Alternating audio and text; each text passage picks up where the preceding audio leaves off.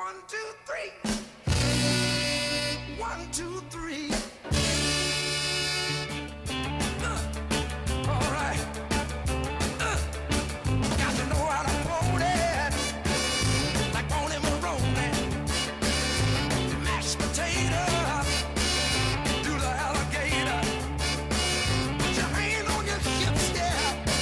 Let your backbone slip. Do the 1, 2, say.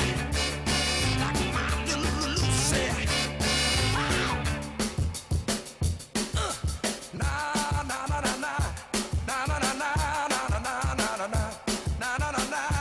Somebody to help me say it one time. I was born in 1957 in Williamston, North Carolina.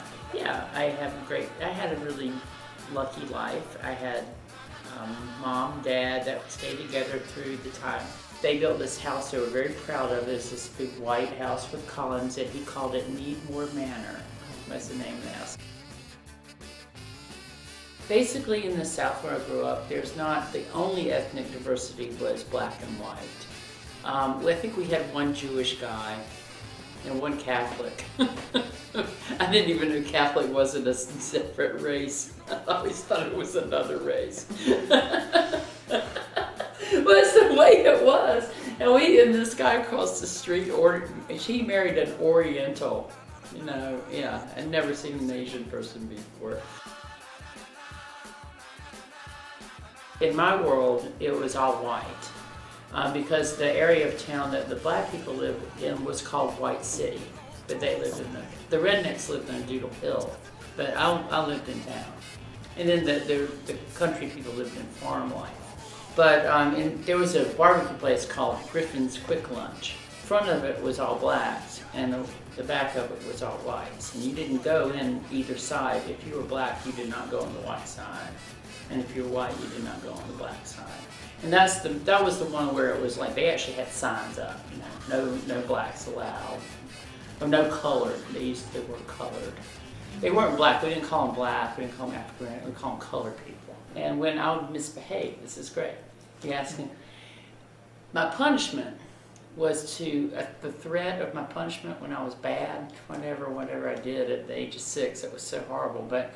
They'd say, Jane Martin, if you keep messing up like that, if you keep misbehaving, we're gonna make you go live with the black people. And I would go pack my stuff and go sit in the car because I thought, well, how bad could that be? You know, I was curious. Well, Leedy and Lonzo probably were the first. So I had a gardener. We had a gardener named Uncle Lonzo, who was an African-American man. And he was a little old guy, ride his little bicycle, ding, ding, ding, ding. And he would bring me Hostess cupcakes, the pink ones that were all the coconut one. And he called me Baby Duke. And he said, Baby Duke, here's a Hostess cupcake for you, but don't you tell your mama. Okay, so for years I had this like secret with Uncle Lonzo, that's what I called him, that the Hostess cupcake. And I would like, whenever he died, I'd run out and see something like ding, ding, ding, ding, ding. So he was our gardener. Leedy Clemens was my maid, and she pretty much raised me because my parents worked. So I spent all day as a little kid, you know, with colored people, with Uncle Lonzo and Leedy.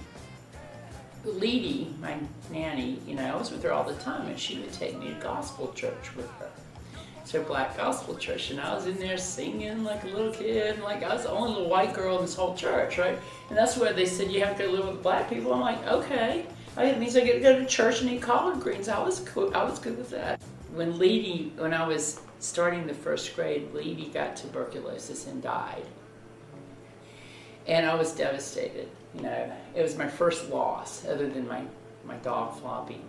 But this is the first loss. But no one acted like it was a big deal because she was black. And it was like my mom practically. And I was like, so I got real withdrawn, and I got really like. I had a really, like, very, very, like, I was sad, I was depressed, but no one would talk to me about it because, you know, I wasn't supposed to feel that way. Well, when I was young, I mean, you know, you're taught what you're taught, so I just assumed that that was just the way it was supposed to be. You know, I didn't really have an opinion that it was wrong or right because that was just what everyone did. That was the norm. But I grew up in 1957. And so when, you know, John JFK was shot, it was what, 1963 or 2? I was like in the first grade. And I remember like everybody getting all real upset about, well, of course the president got shot. That was kind of bad. But then there was all of a sudden this guy named Martin Luther King started appearing on TV, and I'm like, what's all this about? And they started talking about equality, and that's when I was at like the age of 6 or 7, started putting it together, like maybe this isn't the right thing. You know, I think all of America was going through the same thing at the time. I think the most disturbing thing for me, and I was young, and I got mad. There was a public swimming pool in downtown area, and I guess a law was passed where they had to have integration of the public swimming pool. So you know what my town did? They filled it in. They took away the swimming pool so that we didn't have to have integrated swimming pool. And I was so mad because they took away my swimming pool, and I liked going to the swimming pool. And it's hot in the South. And I was mad. I remember I was just, what? I was just a little kid mad, but I was okay because, of course, my family, we went to the country club, and there was a swimming pool there. So the answer to me was like, oh, Jane Martin, that's okay, you'll just go to the country club now. That's not the answer, but that was the answer I got. Well, when I was starting the 8th grade, 1970, we had forced integration that year, and a lot of my parents' friends took their children out of public school, and they went to some private schools. So I lost a lot of friends that went to private schools. But my mother and my dad recognized the fact that they made their living by a society that included blacks and whites. And I think my parents were pretty cool in that they understood that. Like my father was an insurance salesman, and a lot of his clients were black.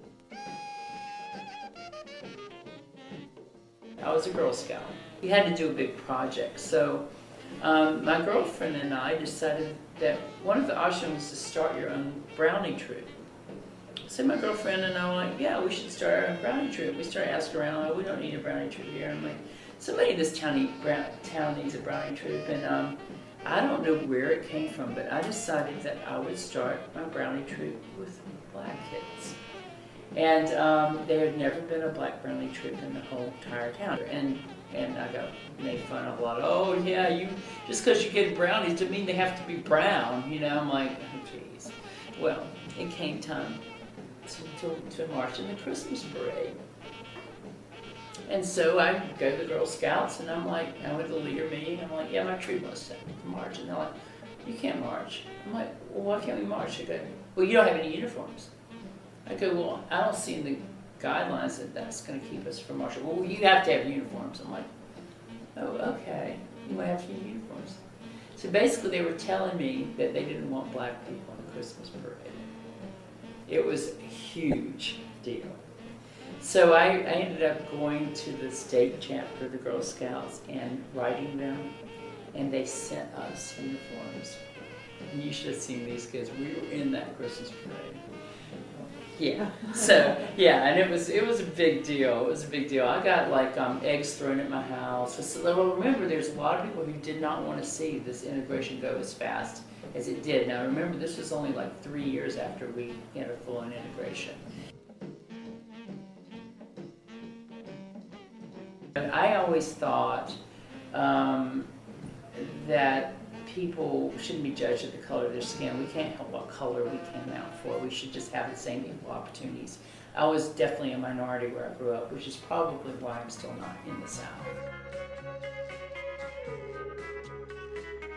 Well, I think it just made us a better country because everyone, no matter what the color of the skin, has different things to bring to the table. And if you just black out half of your society or a third of your society, you don't give them a chance, you're not going to be a strong nation. You're not going to be a strong community. In my life, I think I've done well, but I think part of it is because of this exposure I've had and the acute awareness I had to go through and think at a relatively young age of why black people and white people are different and where we can work together and be the same.